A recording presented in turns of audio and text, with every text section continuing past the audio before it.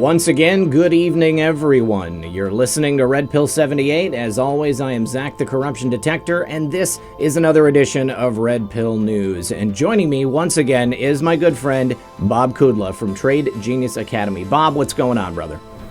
Oh, man. Where do we start, Zak? Yeah, the markets, everything has been super crazy, but I mean, in good ways.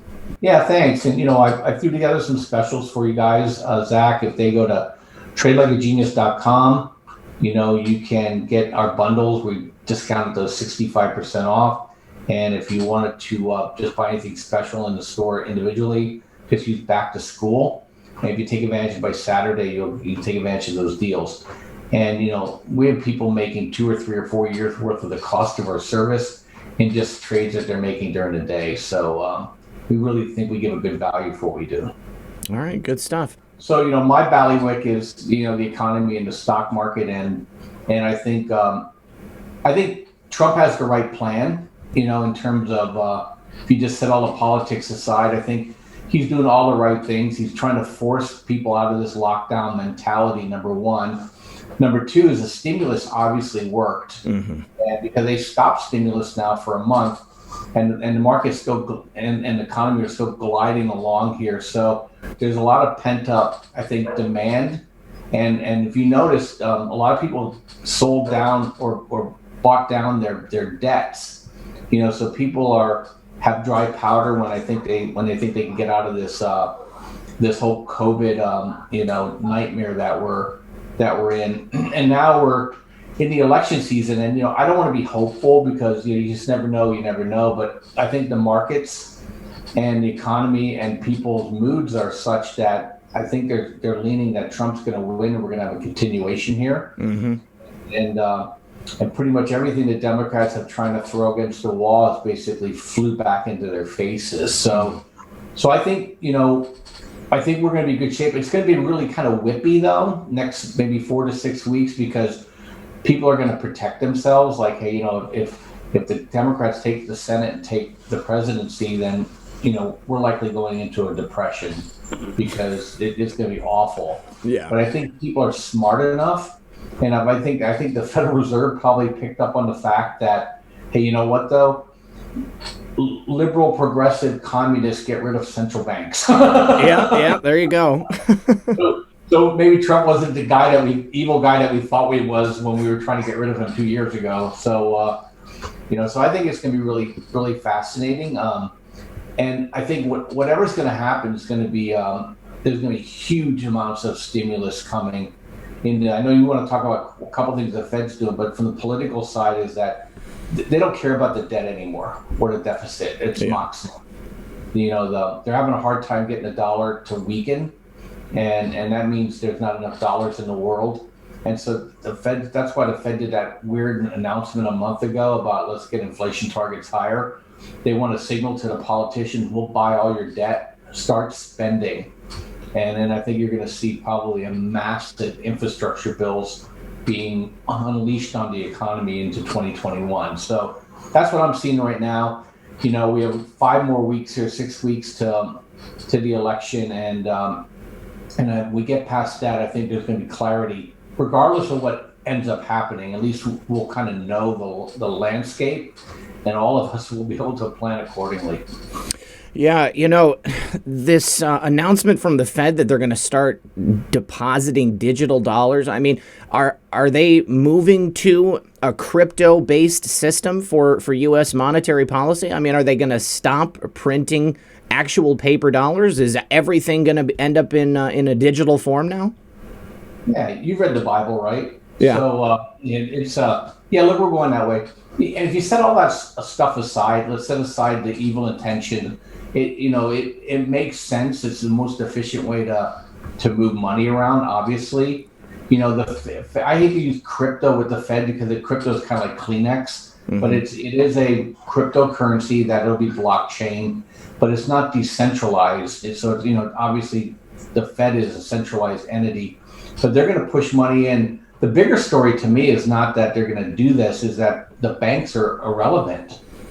So they literally are going to go they'll probably use the IRS like they did for the stimulus before, because they have all the bank account information, and they're just going to say, hey, get a bank account, and we're just going to deposit money into your account. Basically, we've always called this hot money coming in, and this is actual. We're going to actually create a devaluation, but this time we're going to push it into the hands of the consumer, because the way QE worked, it always was the wealthy and the trickle down, and they just can't get the spending because, let's face it, the rich don't need the money, so they just look for places to invest it. What they need to happen now with the economy is they need to create what's called velocity. If you and I, we're living paycheck to paycheck, and somebody dropped, $1,000 a month in our account for the next 12 months, well, guess what? We're not putting it into our 401k. We're going to be spending it. Right. And I think that's what's going to happen. And I think it's happening right now. These are trial balloons right now, because they need the actual Congress to. There has to be some changes to the laws allow them to do that. But they're also going to lend to small businesses too. The PPP thing was a massive success. Set the fraud aside for a second. Massive success. The EDLI was a massive success. But this midterm loan thing that they did with SBA, people didn't take it because the banks don't want to lend to businesses. So the Fed's just going to bypass the banks. So the banks are irrelevant, and which is amazing to me that we see this in our lifetime, that banks are really not important anymore. And the Fed's just going to be the basically the bank of last resort for the whole country. So do you think that this is going to be like a replacement for an additional stimulus package, or is this just something that the Fed is going to be doing on the regular now? Because, I mean, obviously, they haven't been able to get anything passed again in Congress because the Democrats want to attach too much pork to it.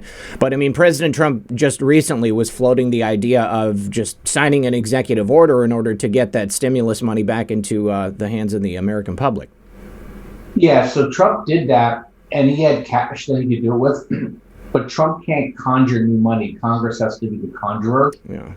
So the Fed's doing this this is kind of like last resort kind of stuff. Like, hey, we need to mainline dollars into the world system, and we're going to do that by putting it in the hands of all the people because we know they're going to spend it, and that will trickle up actually into tax revenue for the government. So instead of it trickling down from the government, it's going to come into the people and trickle up into the government in terms of tax revenue. And yeah, look, the Fed. We're becoming basically a communist nation here in the sense that we're fascist, whatever you want to call it, because right now they're bypassing Congress for everything. We're doing executive orders, we're doing these lockdown, emergency things. Now the Fed's coming in and mainlining money into the people. We basically are destroying our normal system of government in order to prevent a total collapse of the system. So depending on where you fall on this politically, is that this is the most pernicious, evil thing in the world. And for people on the left, they think, oh, this is the way things should be. But we just don't know the unintended consequences of it. We know, though, the government won't want to give up this power, or the Fed won't want to give up this power, excuse me, once they get it. And now we put ourselves in a situation where people are getting used to getting cashless money. Yeah. And that's scary because guess what? You and I may get censored on YouTube or wherever if we don't say the right thing. The whole other thing, they shut your bank account down. That is something to think about. I mean, obviously, several conservative commentators have had like their Chase accounts shut down, or people have been kicked out of payment processors, for Visa, MasterCard, stuff like that. But I mean, what form do you think this will take? I mean, is this just going to be $1,000 just deposited directly into your average American's checking account, or are they going to force the creation of a separate account or a blockchain wallet specifically for Fed dollars? Yeah, well, it could be either or. For PPP, it went straight into the businesses' accounts. Yeah. But for the unemployment, the federal unemployment check, they like my daughter got unemployment money from the Fed, and they gave her a Bank of America debit card. Wow. She didn't have a bank account. So you don't even need a bank account. They just will send a debit card right to you. So it can take either form. You don't even need a bank account anymore to get digital dollars. So it could be either way. But the IRS is a transmission vehicle, and also just the unemployment office was another one. So, but for this situation, because it's going to be everybody, I'm pretty sure they're just going to probably use the IRS system because they have most people's bank accounts anyway. And it'd be a nice way for the IRS to get everybody else's bank accounts, saying, "I'm going to send you money. Give me a bank account." So the bad news is, for those of us who are believers in Jesus Christ, we're like, okay, we see the end of this movie. So, but just don't put a chip in my hand. don't make me take a loyalty oath. So, but yeah, so that's where it's coming, and I think it's going to happen sooner than later. But they're preparing the patient right now, and they can see, the Fed can see that the country's at odds with themselves, and and if I could diverge, the reason being is that I think the primary system just created radicals on the left. The most radical people get to be pushed into politics, and so these people have, they want to burn the system down, so they don't really care about compromise. Like AOC's, she's more bizarre by the day, right? Yeah. And she doesn't care. She's just saying things that she thinks red meat for her people. And so I think the Fed's like saying, hey, you know what? We can't have a system collapse here, because we'll go down with that ship. So, hey, we got a great idea. We'll bypass everybody. That's a quick way to get people on your side. I mean, the idea of a universal basic income is something that a lot of people on the left have been pushing for a long time. So I don't know. I guess we'll see how it works out. Well, since the last time you were here, we were talking previously about President Trump's historic peace deal. He was nominated for a Nobel Peace Prize. And since that time, he helped sign a number of other historic peace deals, and he has been nominated a second time. Now, there is quite a bit of pressure on oil-producing countries right now because the price of oil it's pretty low. I mean, I've been paying under $2 a gallon for quite a while now. I mean, maybe every once in a while it goes, $2.10, $2.20, but I can pretty much drive anywhere and find it for less than $2 a gallon. So what does that have anything to do with it? Yeah, I think it has a lot to do with it. I think there's really two things at play here for this the Sunni Muslim world, because that's what we're really talking about. That number one is they absolutely fear the Russia, Iran, China nexus, and so they've said, hey, we got to align ourselves with Western Europe and the United States. The United States can protect us. The price the United States has put on that protection is you got to make a peace treaty with Israel. Number two is that they're going to go post oil here. Regardless how you feel about the renewable green energy thing, we're really going to an electric economy from a petro-based economy. So, the pricing of oil is going to be increasingly challenging. And these guys' economies are built on $80 and $100 oil. So, and I highly doubt, unless we go into hyperinflation, that we're going to see those prices again. In fact, we're looking here at Trade Geniuses that if we go any kind of slowdown, oil will be back down in the 20s again in a blink. There's just so much oil out there, Zach. It's not even funny. It's sitting in oil tankers all over the world. China is building a 1 to 2 year storage system for oil, in case their economy goes into the tank, they won't have to import. So I think that's what brought those people to the table. Iran is going to be increasingly, I think, desperate, and Russia's at risk too. You got to realize Russia is a petro economy too. So we get to slay a lot of dragons here with lower oil. Trump has to thread the needle because we want to remain the world's largest producer of oil. We want to be independent, but at the same time, as we don't want to hand free money over to people who typically use it against us. Sure. So kind of where we are. Well, so if we become a full electric, everything electric, all of our cars are transferred over to electric power. Obviously, if it's a car, we're just plugging it in. If it's appliances at our home, we're just plugging it in. But how are they creating that power to send the electricity to our homes? I mean, isn't it done with oil and gas and coal? Yeah, it's done with gas, coal secondary.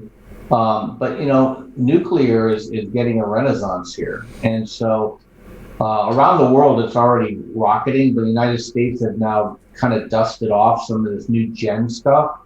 There's a thing called the pebble bed reactor. I've heard of that. Basically you don't need to have the water containment, those big domes that you see, because how it does it spreads the uranium, in a bed of neutralizing. Material that keeps the basically it's molten it's sodium. So if it gets too hot, the salt melts, and the salt will never go gas, because the reaction in the uranium never gets hot enough. So you created this environment where now not only do you don't need the same kind of safety protocols, to avoid a meltdown, because there's no possibility of one. But number two, you can make these reactors tiny, and so you can literally pop these reactors everywhere. They don't need to be near a source of water anymore. So I think you're going to see some pretty incredible dynamics there, and then that's actually is a really, I'm all for that if we can get to a uranium based or even thorium, but uranium's too cheap. You're going to see it'll blow people away. It'll be the next renaissance. I have a friend who is a nuclear engineer, and we were just discussing thorium salt reactors over the weekend. Clearly uranium, there's already an industry built up around uranium and nuclear weapons. So they have to do something with the material that they have. So it makes sense that they would put it into nuclear reactors. But thorium sounds like such a good idea to me. Because there also exists none of those other dangers that you have with traditional uranium or plutonium reactors, whatever it is. And it's my understanding that they can make them pretty small scale. Couldn't they do like a washing machine sized thorium salt reactor? Then every single home has their own reactor. Is that something you could do with these pebble reactors? Yeah, technically, yes. Okay. Practically probably not, but I can see city reactors everywhere. Okay.